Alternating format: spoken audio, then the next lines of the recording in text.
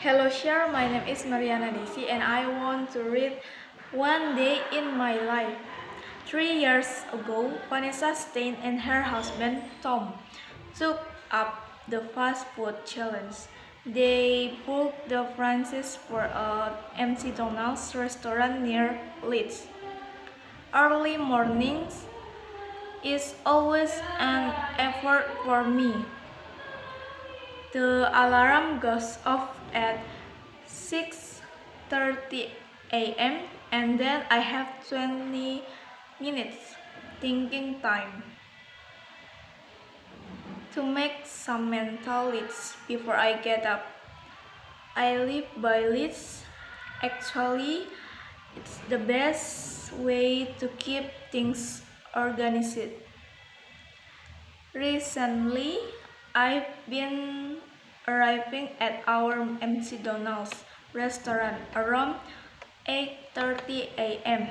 I've mastered the computer's accounts now, so I'm training one of our floor managers to help me with the administration.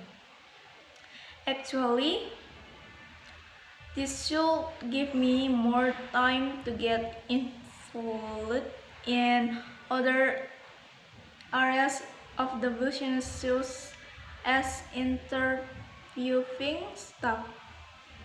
Our restaurant is in a rental park around 5 miles outside Leeds.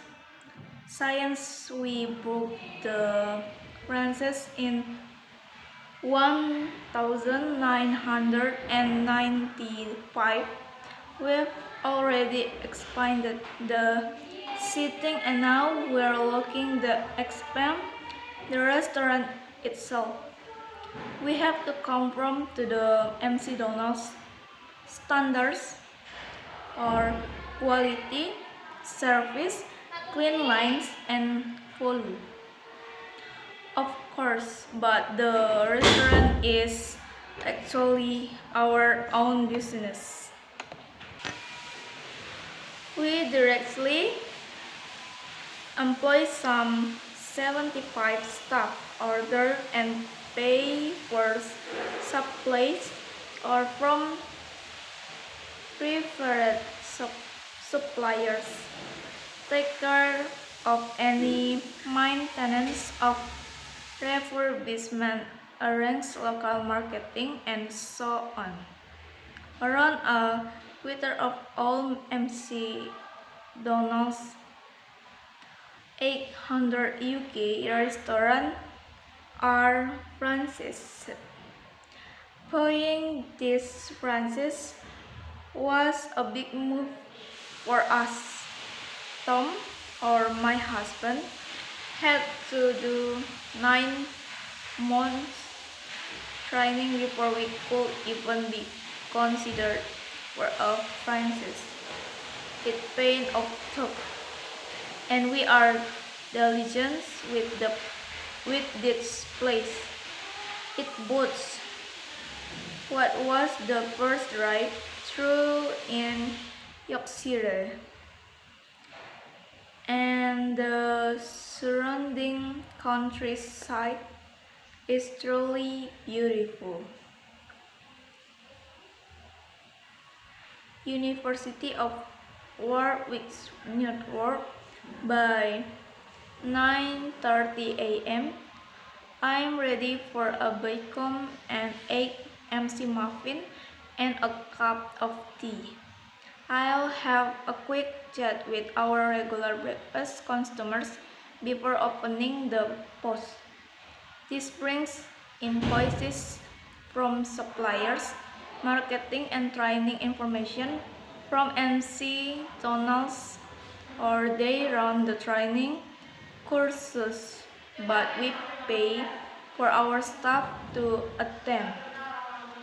Bookings for parties, or perhaps the monthly report from the mystery dinner. Mystery dinners make monthly checks on every restaurant and drive truck in the country. All aspects are ascended: food quality and presentation, atmosphere, quality and speed of service, restaurant clean lines, and so on. Staff are often commended by name, so I pass the news on to them and make sure any problems are tackled. We are currently in the UK language, which is pretty good.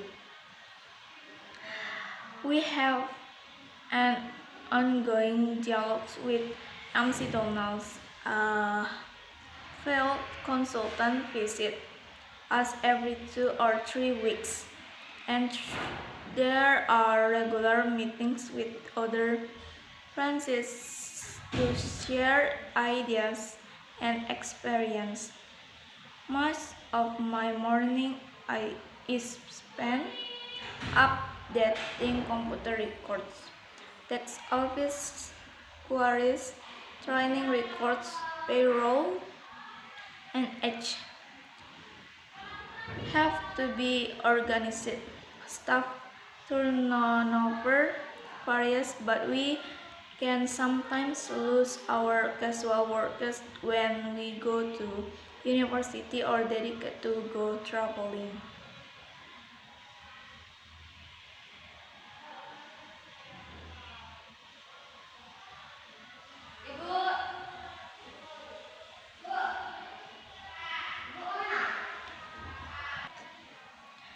There are MC Donalds all over the world now, so their training here really can open distant doors. The lunchtime rush starts around noon. On the rare occasion, that's where short-staffed or AG flu session. How much in the serve customer or memories of my waitressing day at university. I've even been known to cook right when necessary, as with any small business. One has to be flexible, but I think it's also important to focus your energies where they are most effective. For me, this is behind the screen admin work. My own lunch is a salad or chicken sandwich. By this time, my office looks like a boom site, and to the ultraviolet I usually divide a mess of paperwork into piles ready to tackle them in priority order. I have to head off around 3 p.m. to college my two sons from school, so I generally end up taking work home. I'll finish it in the kitchen, listening to Glenn Miller of the Moody Blues, while also supervising the children's homework, music practice, or whatever. If I'm doing the end of month figures, I generally have to work into the early hours. Otherwise, I'm in bed any time after 10 p.m. I always have 3 or 4 books on the go. Walter Scott or Jane Austen, for example, and usually one non-fiction maybe an autobiography or a political work. I'm glad so. I'm glad to say Tom's snoring was